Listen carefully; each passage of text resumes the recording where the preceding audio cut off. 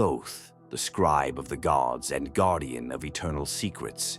It is said that in the beginning of time, when there were no words, no calendars, no names, there was a god who emerged from the heart of chaos with a single mission: to bring order to the universe.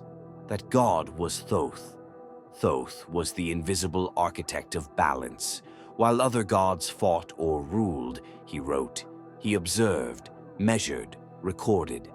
Because Thoth's power did not lie in strength, but in knowledge. To the ancient Egyptians, he was the creator of language, the inventor of hieroglyphs, the keeper of days and nights, the one who regulated the movement of the stars and the phases of the moon. But he was not only wise, he was also just. It is said that in the early days of the world, when Ra, the sun god, ascended to the heavens and chaos threatened to return, Thoth was the one who established the laws that held the cosmos together. With his feather, he balanced the worlds. With his word, he set truth in place. He was depicted with the head of an ibis, a bird with a long neck and calm gaze, sometimes as a baboon, a symbol of ancient wisdom, always with a writing tablet, because Thoth didn't just observe the world, he recorded it. Everything worth remembering passed through his pen. But among all his attributes, one resonates with special force: the legendary Book of Thoth. This mythical book, wrapped in mystery, was not just a text, it was a gateway, a compendium said to contain the deepest secrets of the universe. Its pages, according to legend, revealed how to speak with animals, how to control the elements, how to cross the boundary between life and death, even how to see the gods as they truly are.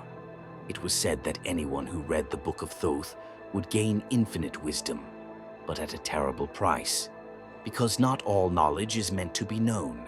One ancient tale tells of a young prince who found the book hidden deep inside a cursed tomb. He opened it and began to read.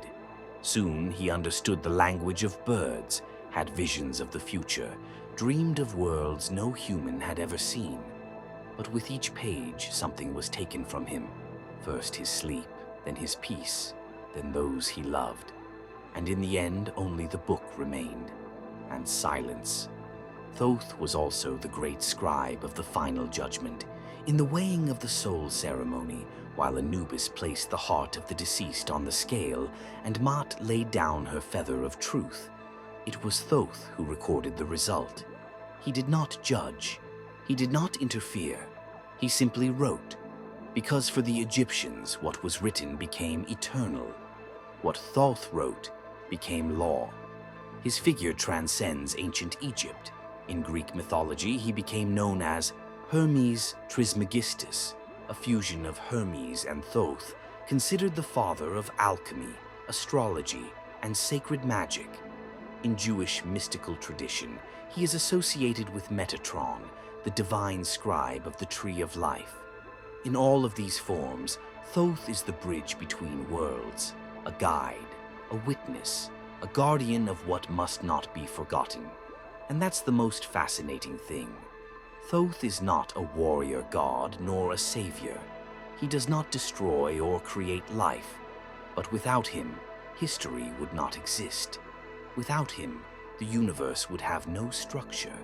He is the silent echo behind every ritual, the spirit within every symbol, every word carved into stone.